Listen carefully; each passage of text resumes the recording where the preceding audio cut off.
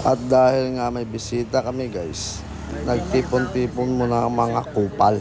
At ito nga yung tropa natin galing New Zealand, paring Edel. At ito po si Lastada, Underboy.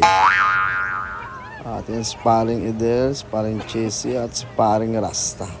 At nandito kami ngayon sa Exit Bar para mag-inom. At ayun nga guys, nagbibideo si paring Rasta. At kami ay nagsha-shot muna. At ayun nga guys, umepekto na yung alak kay paring Jesse. Yan. Exit Bar.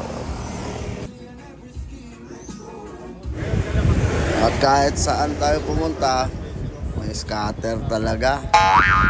You know, dami. Advertisement nila eh. At ito nga si paring Rasta, lumabas na yung pera. Pambiling pulutan. Yan. Down talaga po yan ng customer. Iinom muna namin, tsaka bibili ng pulutan. Yan guys, yung tropa natin kupal na buraot. I-exit na daw si paring Rasta kasi lubat yung iPhone 17 niya.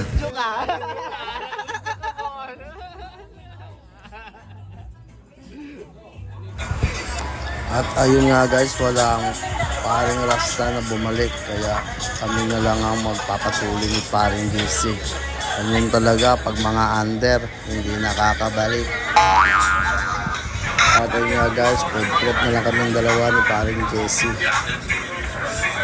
Habang nagpapalipas ng oras. Kasi puro under kasi sila. Ano guys, merong banda rin dito sa Exit Bar.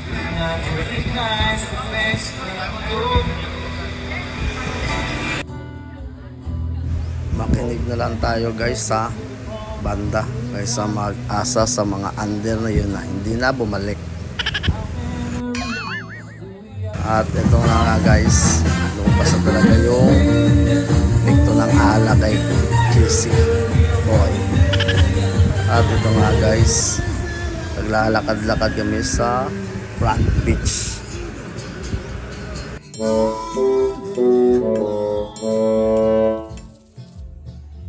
At ayun nga guys, sinignan ni paring Jesse yung kanyang mga empleyado.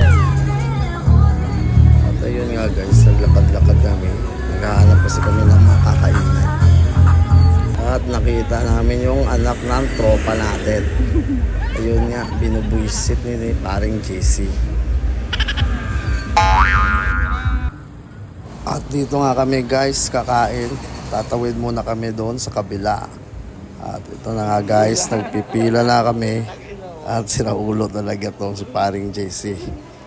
Yung Gcash ko nadamay. At ito nga guys, habang naghihintay, shot muna kami guys. At ito na guys ang aming sabaw.